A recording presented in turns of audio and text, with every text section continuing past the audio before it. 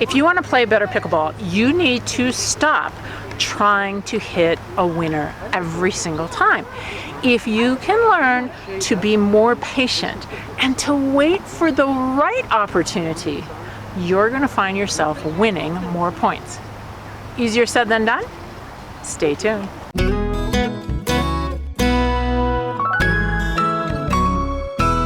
Everybody, it's CJ Johnson. If you're new here, welcome.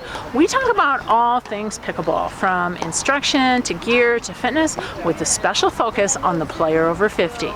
Make sure you hit the subscribe button and then the bell. That way you'll know whenever I post a new video. How many times have you been at the non-volley zone and attacked a ball, and after you did it you thought, oh no, that wasn't the right one to attack? It was probably marginal, meaning that the apex of the bounce was just slightly above the net. One of the things that separates players of different levels is that better players have the patience to wait for a ball that's clearly attackable. Less skilled players tend to attack shots that are a little bit more marginal or closer to the height of the net. I think there are a couple of different reasons for that. The first being, players don't always recognize the difference in trajectory from an attackable shot to a marginal shot. So learning to see the trajectory of a shot that's attackable versus one that is more marginal is a learned skill.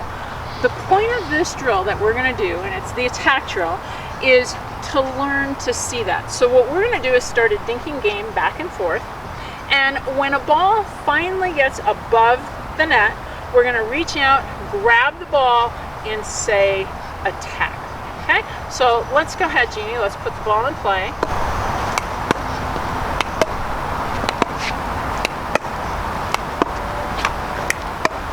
Attack.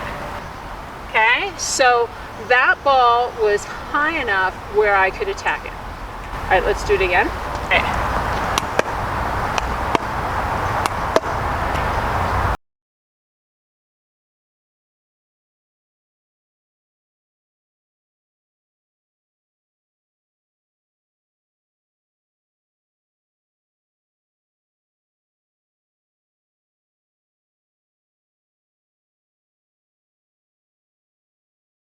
I think another reason that people have a hard time and attack marginal shots is they're not confident enough in their dink shots. They're scared that if they get into a dinking rally, they're not going to be able to sustain it, and they're either going to be attacked or hit a dink into the net. So a great way to do that is to play this half-court game. Now the key here is the first 5 shots between Jeannie and I have to land inside of the kitchen.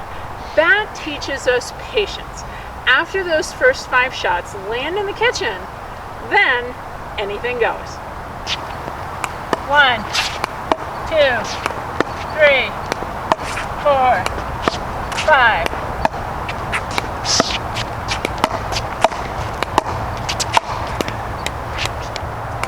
One, 2, 3, 4, 5.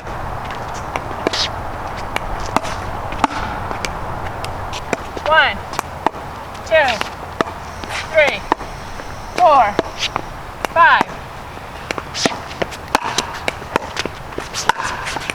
Good shot. 1, 2, 3, 4, 5.